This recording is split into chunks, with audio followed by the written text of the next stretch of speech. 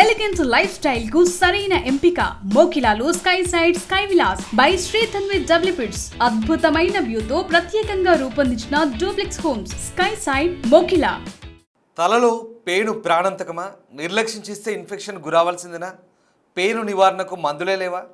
అత్యాధునిక వైద్యం అందుబాటులోకి వచ్చినా దీనిని సామాజిక సమస్యగా చూడాల్సిందేనా? ఇలాంటి ప్రశ్నలు తలెత్తడానికి కారణం తాజాగా ఒక 12 ఏళ్ల చిన్నారి పేను గాయానికి గురై ప్రాణాలు కోల్పోయింది. ఈ ఘటన ఎక్కడ చోటు చేసుకుంది? ఆ బాలిక మరణానికి అసలు కారణం ఏంటి? ఇలాంటి విషయాలు తెలుసుకుందాం. ఒడిశా రాష్ట్రంలోని పూరి జిల్లా చంపఘడ్ సాహి అనే చిన్న ఊరది. లక్ష్మీప్రియ సాహు అనే 12 ఏళ్ల బాలిక జీవితం ప్రారంభంలోనే ముగిసింది. దీనికి కారణం పేను కొరకడమని రుజువైంది. 6వ తరగతి చదువుతున్న ఈ అమ్మాయి తలలో పేలు పడ్డాయి. దానిని గుర్తించిన పేరెంట్స్ అనేక నూనెలు రాశారు, కానీ ప్రయోజనం లేకుండా పోయింది. క్రమంగా తలలో ఇన్ఫెక్షన్ మొదలైంది.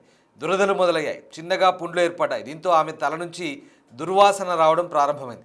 6వ తరగతి చదువుతున్న ఆ బాలిక చదువుల్లో బాగా రాణించేది. పేను ఇన్ఫెక్షన్ వల్ల వచ్చే దుర్వాసన కారణంగా స్కూల్కు దూరమైంది. స్నేహితులతో ఆడుకోవడం, చదువుపై ఆసక్తి చూపడం, ఇలా క్రమంగా అన్నీ తగ్గాయి. ఇలా చిన్న చిన్న ఆనందాలను దూరం చేసింది పేను ఇన్ఫెక్షన్. మొదట్లో అది సాధారణ సమస్యగానే అనిపించి ఇంటి చిట్కాలు ప్రయత్నించారు. ప్రత్యేకమైన దువ్వెనతో తలదువ్వారు, కానీ పేనుల ముట్టడి తగ్గలేదు. రోజు రోజుకు అది మరింత పెరిగింది.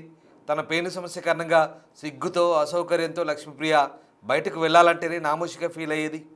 ఎప్పుడు తన తలను కండువాతో కప్పుకునేది. ఇక ఇంట్లోనే ఎక్కువ సమయం గడిపేది. ఈ సమయంలో బాలిక తల్లి సత్యభామ పరిస్థితి తీవ్రతను పూర్తిగా అర్థం చేసుకోలేకపోయింది. ఒకానొక దశలో దురద కారణంగా తలకు గుండు చేసుకోమని బాలికకు సూచించింది, కానీ అందుకు ఆ చిన్నారి నిరాకరించింది.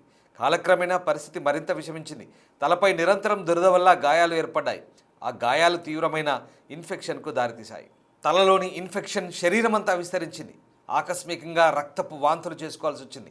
భయంతో కుటుంబ సభ్యులు వెంటనే పూరి జిల్లా ప్రధాన ఆసుపత్రికి తరలించారు. ప్రాణాపాయ స్థితిలో ఉన్న లక్ష్మీప్రియకు చికిత్స అందించినప్పటికీ ఆమెను కాపాడలేకపోయారు. ఈ ఘటనపై పూరి జిల్లా చీఫ్ మెడికల్ ఆఫీసర్ విచారణకు ఆదేశించారు. ప్రాథమిక వైద్య అంచనాల ప్రకారం 2 అంశాలను పరిశీలించారు. సెప్టిసీమియా విజృంభించింది. తలపై గాయాల ద్వారా బ్యాక్టీరియా రక్తంలోకి చేరి ప్రాణాంతక ఇన్ఫెక్షన్కు దారితీసింది. ఇది మొదటి కారణమైతే ఔషధ దుష్ప్రభావాల కారణంగా కూడా ప్రాణాలను కోల్పోయి ఉండొచ్చంటూ రెండో కారణంగా భావిస్తున్నారు. ఇక ఈ చికిత్సలో వాడిన ఏదైనా మందు ప్రతికూల ప్రభావం చూపి ఉండవచ్చంటూ డాక్టర్లు కూడా భావిస్తున్నారు. అయితే పోస్టుమార్టం నివేదిక వచ్చిన తర్వాత ఖచ్చితమైన కారణం వెల్లడవుతుంది. పేను సాధారణంగా ప్రాణాంతకం కాదు, కానీ దీర్ఘకాలంగా నిర్లక్ష్యం చేస్తే తీవ్రమైన రక్తహీనత, చర్మ ఇన్ఫెక్షన్లు, అంటువ్యాధుల వంటి సమస్యలు తలెత్తవచ్చు. 100 పేలు ఎక్కువసేపు రక్తం పీల్చుకుంటే రక్తంలో ఐరన్ లోపం వల్ల తీవ్రమైన అనీమియా రావచ్చు.